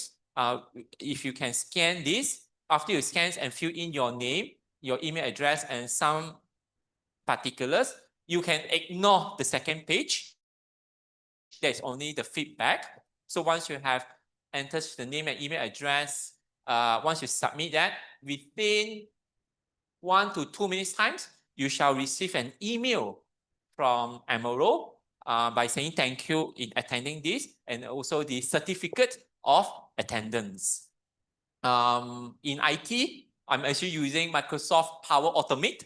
Power Automate using the form, automate it into Microsoft Word, convert into PDF, and send automated emails to send it to you. So I minimize my work on my end. I don't need to do the manual certificate, but by completing the form, you shall receive the certificate of attendance. That is all from us and also to online participants. Thank you for attending.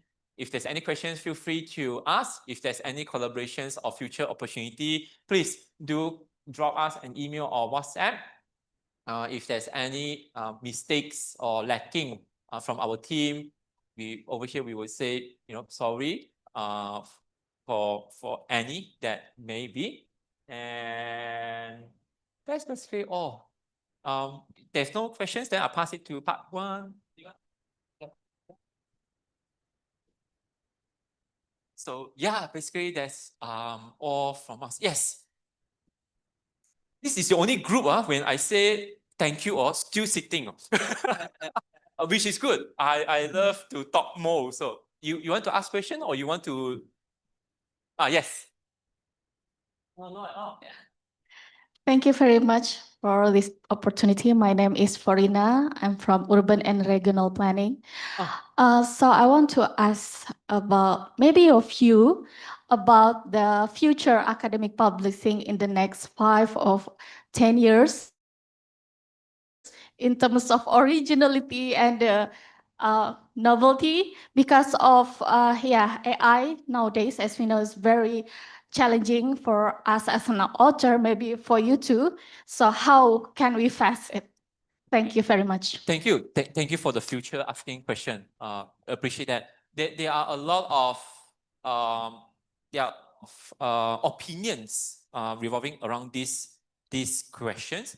My opinions maybe differ with my director, but I would say that looking at current publishing trend, as I said earlier, most of journal does not wants to focus on theoretical contribution anymore.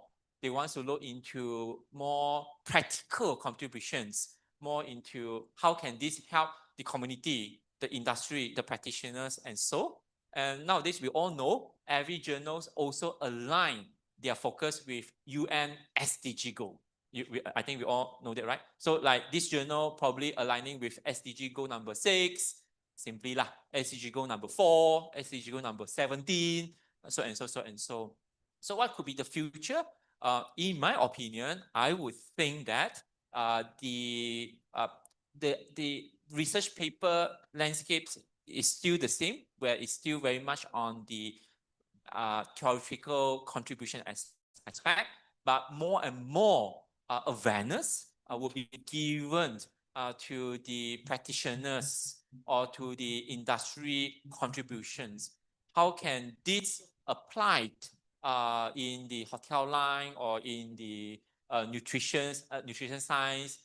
My friends are in the sports science, sport nutrition. I have also my former coursemate. We are so proud of her. I don't want to mention the name because you're online.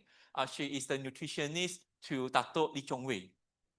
Lee Chong Wei, which is the badminton from Malaysia. Yeah. So when Lee Chong Wei went to competition around the world, she has the opportunity to travel along into it. So these are some of the future-looking things that we are seeing where the publishing landscape is changing more to targeting SDG goal, more to targeting the industry, community per se. So yeah, thank you for that.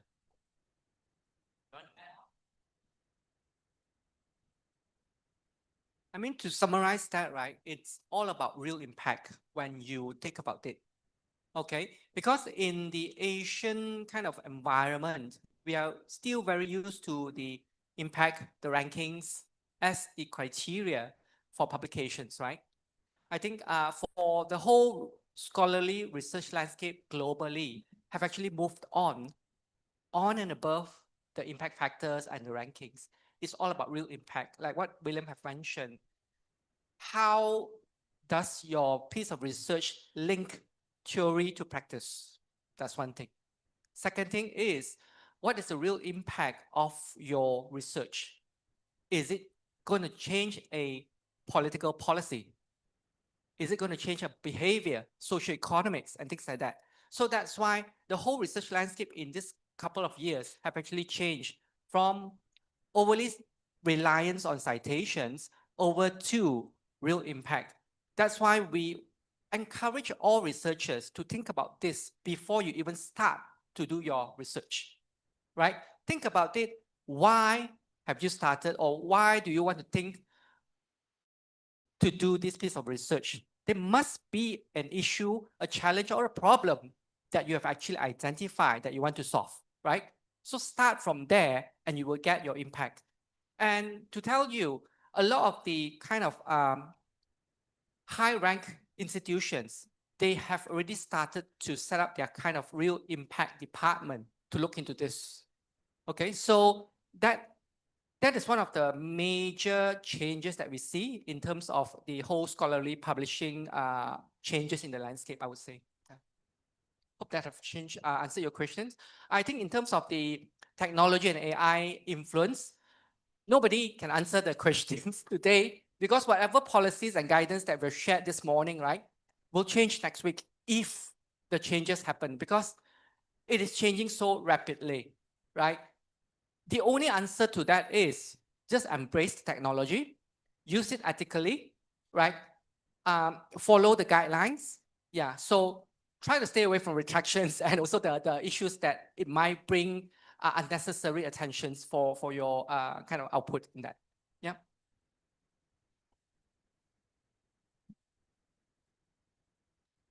Any other questions?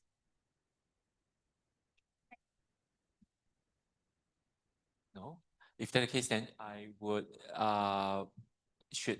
is it okay to end the session? Okay to end the sessions, yeah. So if that's the case, then on behalf of the organizing event, we'd like to say Sorry, pass it back to you.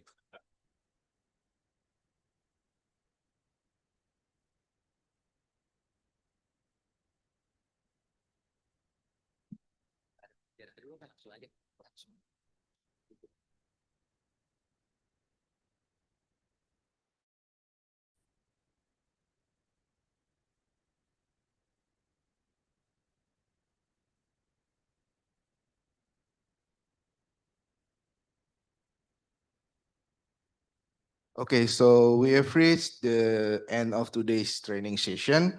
Thank you to all speakers and the moderator and every participant who joined this agenda today. Okay, so before we close this agenda, I would like to invite Mr. William and Mr. Wan Yat-seng to take photo together.